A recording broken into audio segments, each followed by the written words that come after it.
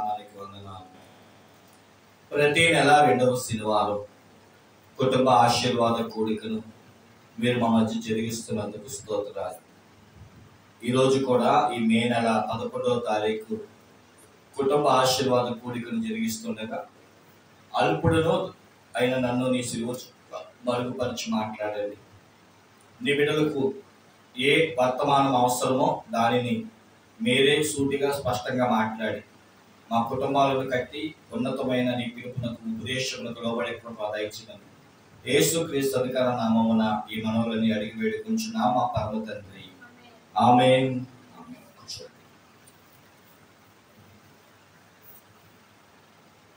మన ప్రభు అయిన యేసుక్రీస్తు వారి యొక్క మహాకృపను బట్టి మే నెల రెండవ శనివారము కుటుంబ ఆశీర్వాద కూడికొచ్చిన మీ అందరికీ ప్రభు పేరిట శుభాలు తెలియజేస్తూ ఈ పూట దేవుడు నా మదిలో ఉంచిన మాటను జ్ఞాపకం చేసుకుందాం.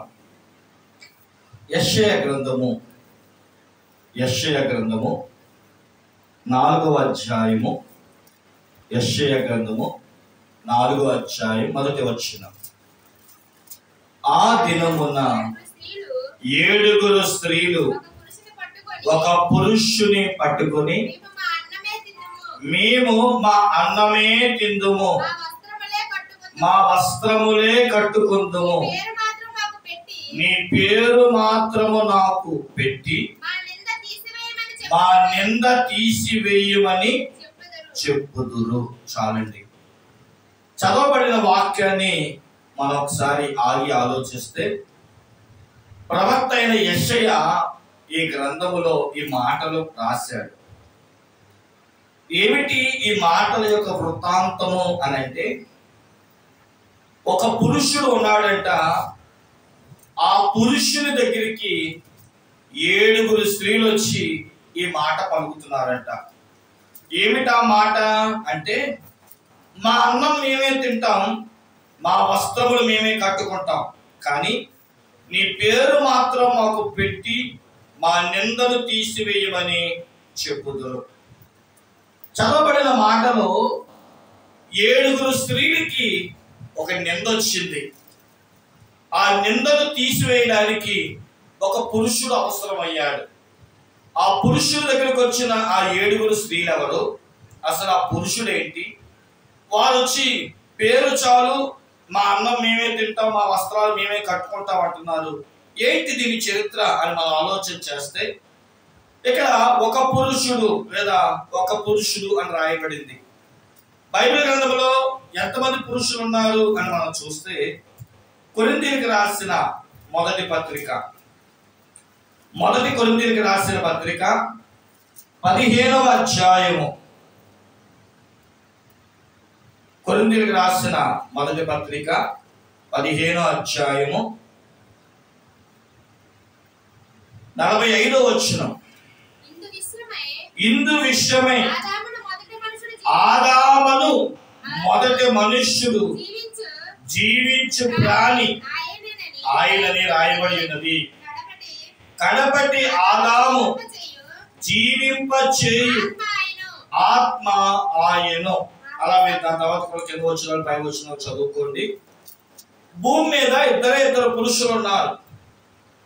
మొదటి పురుషుడు పేరు భూ సంబంధి, రెండవ వ్యక్తి పేరు ఆత్మ సంబంధి. 46 కూడా చదివితే అక్కడ రాస్తూ అంటాడు 45, 46లో మొదటి మనుష్యుడు భూ సంబంధి అని, రెండవ మనుష్యుడు ఆత్మ సంబంధి అని రాయబడి. 47 అయితే మొదటి మనుష్యుడు భూ సంబంధియు మట్టి నుండి పుట్టినవాడు, రెండవ మనుష్యుడు పరలోకము నుండి వచ్చినవాడు. 2 పురుషులు ఉన్నారు. మొదటి పురుషుడు ఆదాము పాపములో పడి చనిపోయాడు. రెండవ పురుషుడు యేసుక్రీస్తు. ఈ పురుషుడు పర సంబంధి గనక మనందరికీ రక్షణ ఇవ్వడానికి భూమి మీదకి వచ్చాడు. ఇక చనిపోయిన వారి దగ్గరికి వెళ్ళి ఎలాగో అడగలేరు గనక భూ సంబంధి అయిన ఆదాము మరణించినట్లుగా మనం చూస్తున్నాం. ఇంకా మిగిలిన పురుషుడు ఎవరు? మన ప్రభు అయిన యేసుక్రీస్తు. కాబట్టి 7 స్త్రీలు ఎవరి దగ్గరికి వచ్చారు? యేసయ్య దగ్గరికి వచ్చారు. యేసయ్య దగ్గరికి వచ్చి మాకున్న నిందలు తీసివేయమంటున్నారు. ఏమిటి వారికి ఉన్న నింద? ఎవరా 7 స్త్రీలు అని మనం చూస్తే, ప్రియమైన దేవుని బిడ్డలారా, ద్వితీయోపదేశ కాండము 7వ అధ్యాయము 1వ వచనం. ద్వితీయోపదేశ కాండము 7వ అధ్యాయము 1వ వచనం.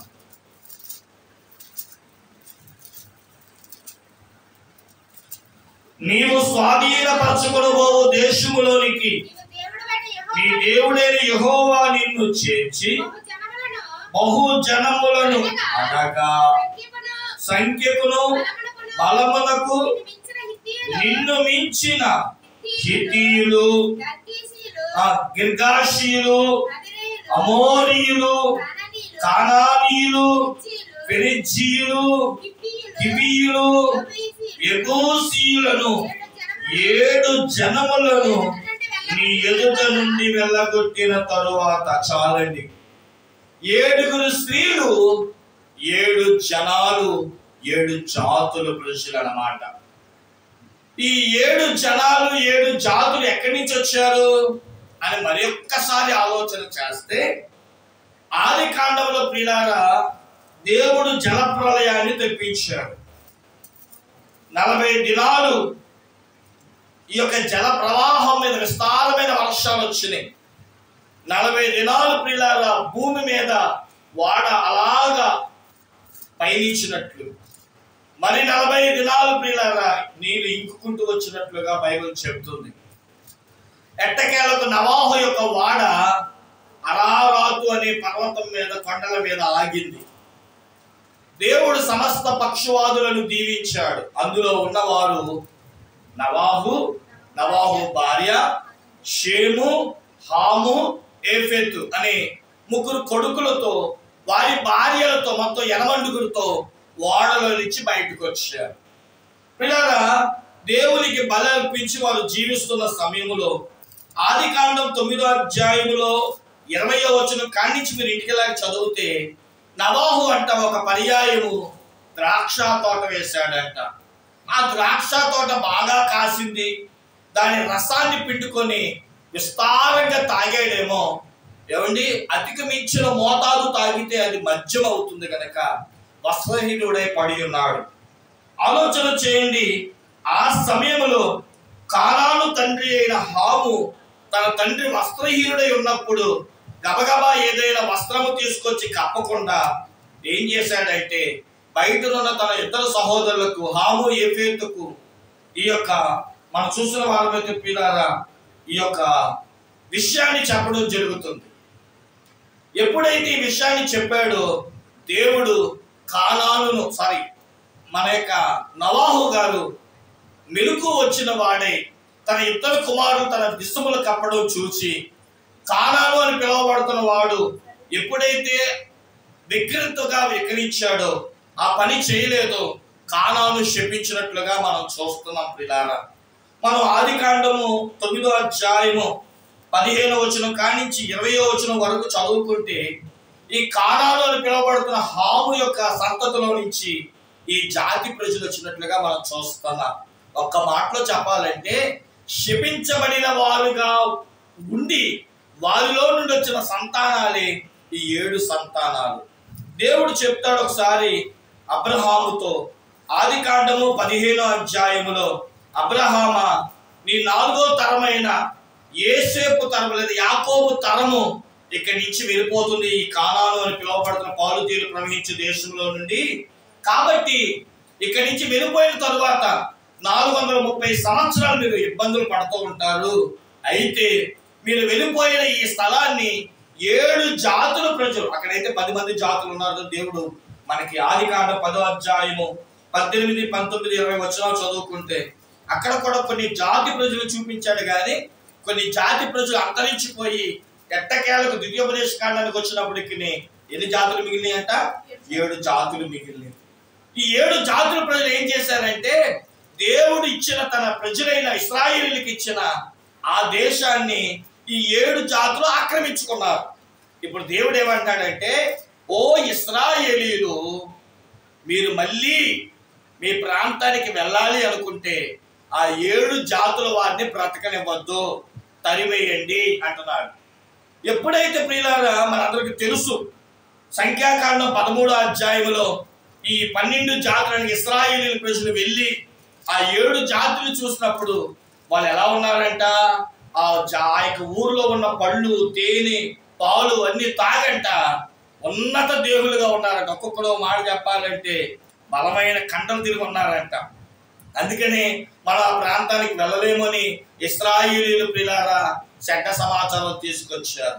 దేవుడు గొప్పోడు, దేవుడు ఏదైనా చేయగలడు అని చెప్పాల్సిన వారు మన వల్ల కాదు, మనం ఏమీ చేయలేము, ఆ 7 జాతుల ప్రజలు మనం ఓడించలేమని చెప్పి ఎవరిని ఇశ్రాయేలీయుల సర్వ సమాజాన్ని ఈ 10 మంది వెళ్ళిన 12 మందిలో 10 మంది ఏం చేశారంటే చెడ్డ సమాచారం ద్వారా బలహీనలు చేస్తే దేవుడు వారిని ఆకు రాలినట్లుగా రాల్చేస్తున్నట్లుగా మనం చూస్తున్నాం.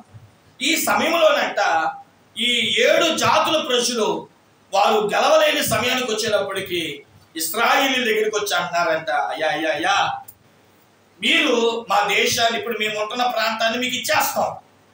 ఇంకో మాటలో చెప్పాలంటే మమ్మల్ని కూడా మీలో కలిపేసుకోకూడదా? ఏమంటున్నారండి, ఇశ్రాయేలీయుల గోత్రాల్లో కంటే వీళ్ళు కూడా ఏం చేయాలి, కలిపేసుకోవాలి. మరి కలిపిద్దామా?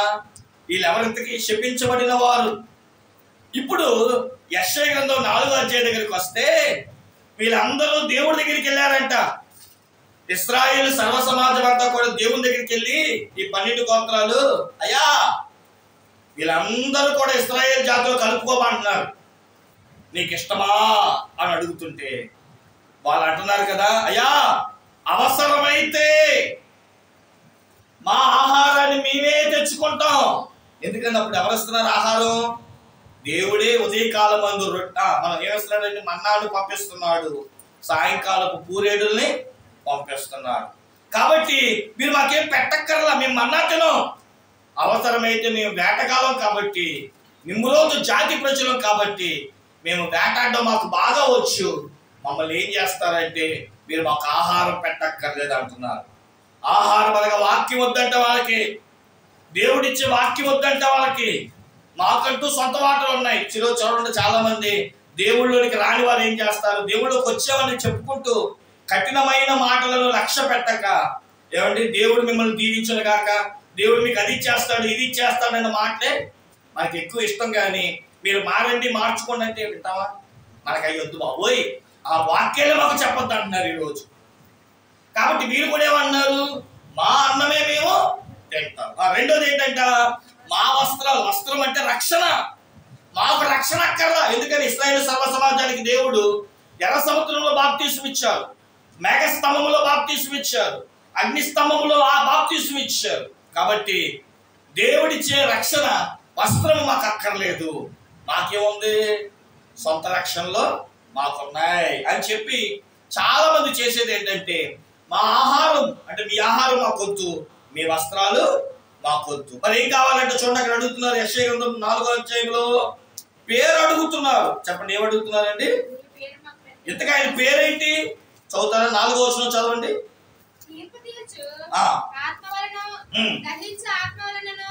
ప్రభు సియోను కుమార్తెలకున్న కల్మషమును కడిగివేయనప్పుడు యెరూషలేమునకు తగిన రక్తమును దాని మధ్య నుండి తీసివేసి దాన్ని శుద్ధి చేసి, 3వ వచనం చదువుదాం. సారీ. సియోనులో శేషించిన వారికి యెరూషలేములో నిలవబడిన వారికి అనగా జీవము పొందుటకై యెరూషలేములో దాఖలైన ప్రతి వారికి ఏం పేరు పెడతారంట? ఎవరికి పెట్టాలి పరిశుద్ధుడు అని పేరు? బాప్తీసం పొందిన వారికి పెడతారు. వాక్యం విని మారు మనసు పొంది అబ్బా నాకు యేసయ్య కావాలి అనుకుని పశ్చాత్తాపడే వాళ్ళకి పెడతారు. అంతేగాని ఏమంటే పాపాలు చేసే వాళ్ళకి, శాపాలు చేసే వాళ్ళకి, భయంకరులకి పెడతారా పేరు? పెట్టారు. వీళ్ళకి ఏం పేరు కావాలంటే ఇప్పుడు పరిశుద్ధులమో, మేము గొప్పలమో, మేము పరిశుద్ధులమని పేరు మాకు కావాలి. ఈ పరిశుద్ధతని పేరుకో దగ్గరికి అంత లేదా? లేదు.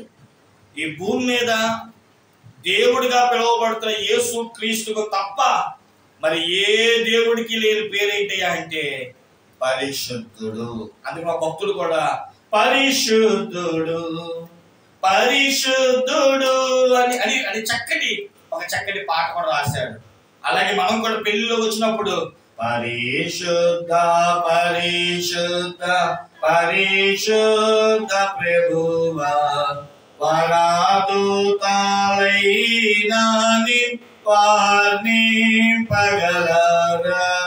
యెషయా గ్రంథం 6వ అధ్యాయంలో కూడా 2-3 వచనాల్లో సైన్యములకు అధిపతి యెహోవా పరిశుద్ధుడు పరిశుద్ధుడు పరిశుద్ధుడు సర్వలోకము ఆయన మహిమతో నిండి ఉన్నదనే పాట కూడా దేవదూతలు పాడుతున్నారు. ఇప్పుడు ప్రియులారా గమనించండి, మీరు ఎలా చెప్పగలరు పాస్టర్ గారు ఆ 7 జాతుల వారు అతని భయంకరులు అని ఎలా చెబుతున్నారు? వాళ్ళకి ఎందుకు పరిశుద్ధత పేరు అంటే మీకు ఒక్క మాట చెప్పి నేను ముగించేస్తాను.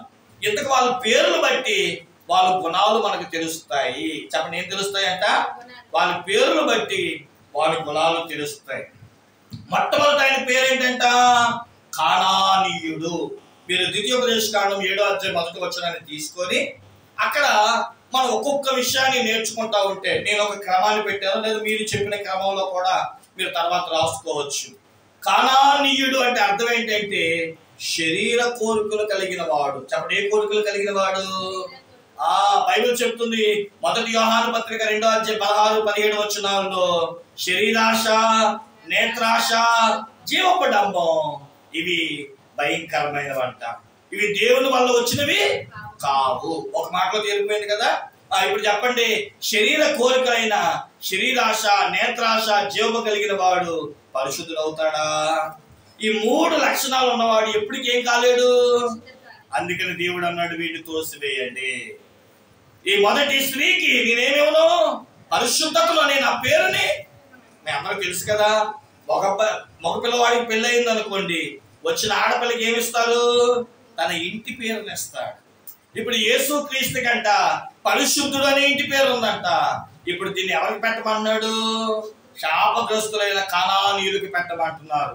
కానానీయులు అంటే అర్థం ఏంటంటే శరీర క్రియలు కలిగిన వాడు, శరీర కార్యాలు జరిగిన వాడు. ఏమండి, శరీర కార్యాలు జరిగిన వాడు పరిశుద్ధుడు అవలేడు.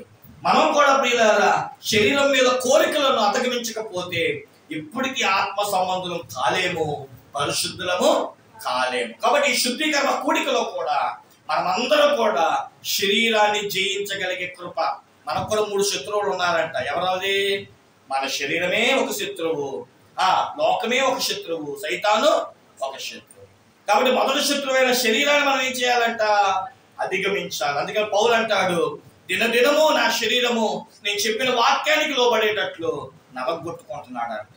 అంటే మోకాలు ఎందుకు అయ్యో, ఉపవాసాలు ఎందుకు చెయ్యో అంటూ శరీరానికి ఏం చేస్తున్నాడంట?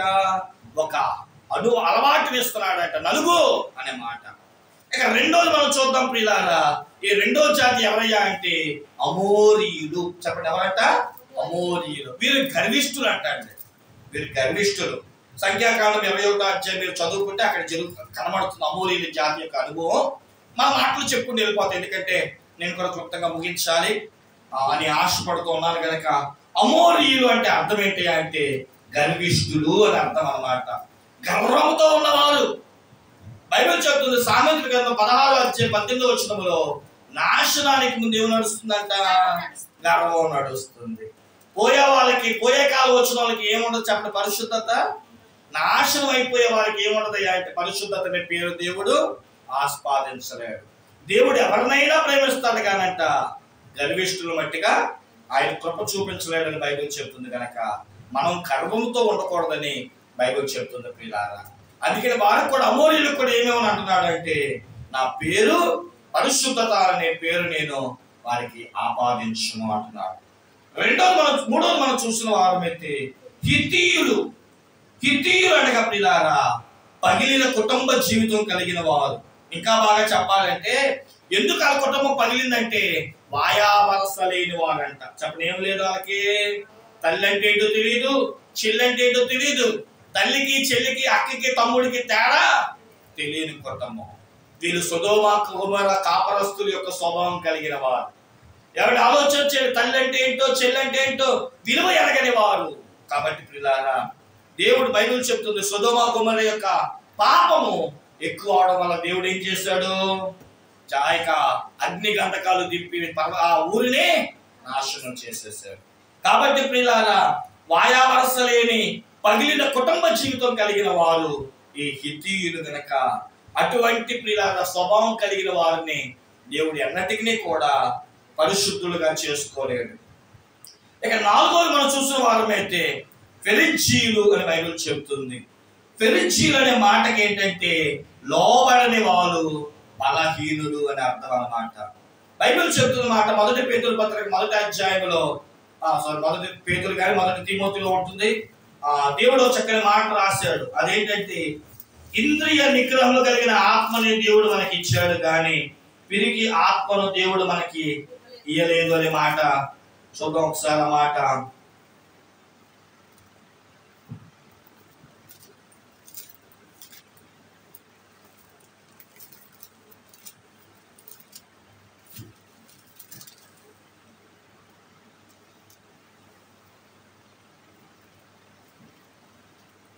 పేతురు రాసిన పత్రికలో ఉన్న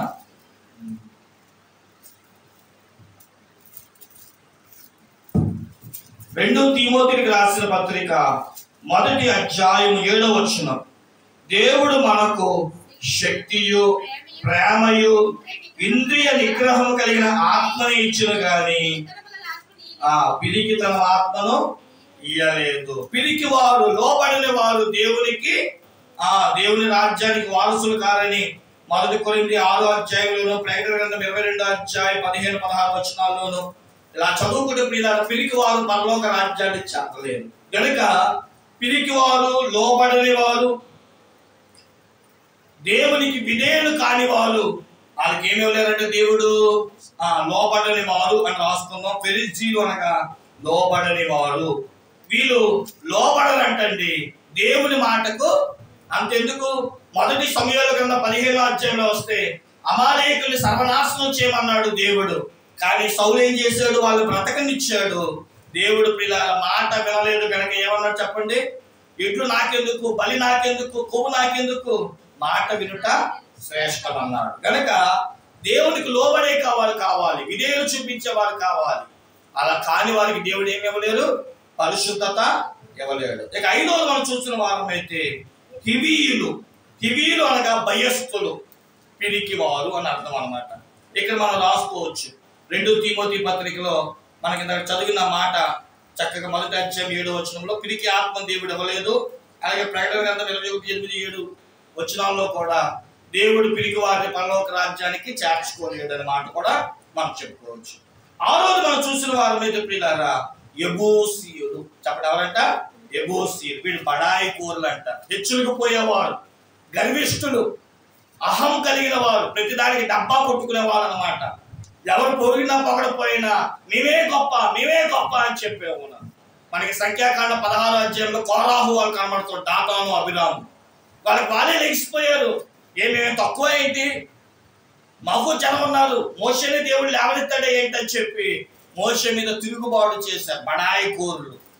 ఏమైందంట? భూమి నోరు తెరిచి వాళ్ళని మింగేసినట్లుగా మనం చూస్తున్నాం. బడాయి కూరలకు దేవుడు అవకాశము, స్థానము ఇవ్వలేదు. ఇక చిట్ట చివరి ఎవరయ్యా అంటే గిర్గాషీయులు.